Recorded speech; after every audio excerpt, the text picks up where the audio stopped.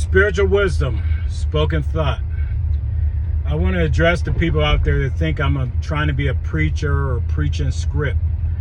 I do not read script. When I was in foster care, one of my foster fathers, he was a minister preacher. Anytime we got on punishment, got put on our room or something, we was instructed to read the Bible and write passages and stuff of what it meant to us out of the Bible at that young age. Okay, so it became a very sour thing to me. And when I went through the Bible, I never found myself in the Bible based on some of the things they describe, you know what I'm saying? And things that was sacrifice and curses that was, we consider a curse and everything else, and so many different versions of the Bible. But my point being, I want you to understand this, okay? I only speak the message that I receive from the Most High. Anything I think about, that's me having a conversation with Him. And whatever I get from that, I'm not saying I'm right. It may not be right for you, but doesn't mean it's wrong. It's just not right for you right now. Okay? You don't have to argue the contents. Everything I say, I'm trying to pass something positive.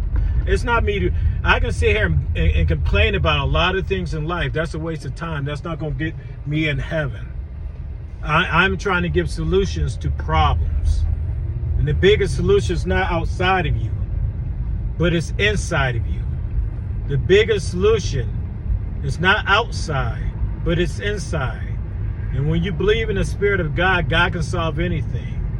You just got to ask Him. So when you argue with the words that I may speak, understand this. I'm very aware of my vocabulary.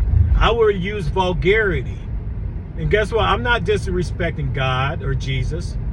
I'm emphasizing on what I may mean. See, words aren't for God. Thoughts are for God. That's how God communicates to you. Now, you got to find the best words to complement God's thoughts. But if I choose a particular vocabulary with a bunch of words in it that may be similar to yours, don't get it twisted.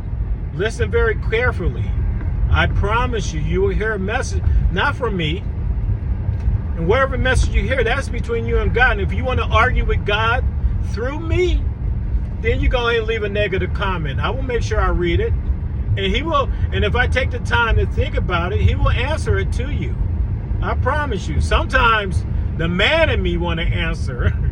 I'm being serious. The man in me and I have to, whoa, right? Because I know the reaction of a man. When I read it with my spirit, that's God hearing the hurt of His child. Even if it's a negative, I know, but it gets me every now and then. And that's the lesson I have to learn, is to suppress the seed of man. We are programmed to react a certain way and be a certain way. And the spirit, it suppresses the spirit. I hope that makes sense. You got, the sin is to be man. Man is the devil. The sheep is the spirit that will spare you. It will spare you a life of agony on earth. Live by spirit, live by Jesus, your earthbound God. God came down here to earth as Jesus to lead us back to heaven, to show us how to get back to heaven. We chose not to listen to Him. We chose to kill Him. That hurts me. I was not part of that, so I would not. And I would denounce man's behaviors because I know it's wrong. I know religion. It said, come on, we are not comfortable with one church. It should be one church. It should not be a bunch of different religions. A bunch of different religions is like a bunch of different sports teams. Okay, I'm Cleveland Browns, you Pittsburgh Steelers, I hate you.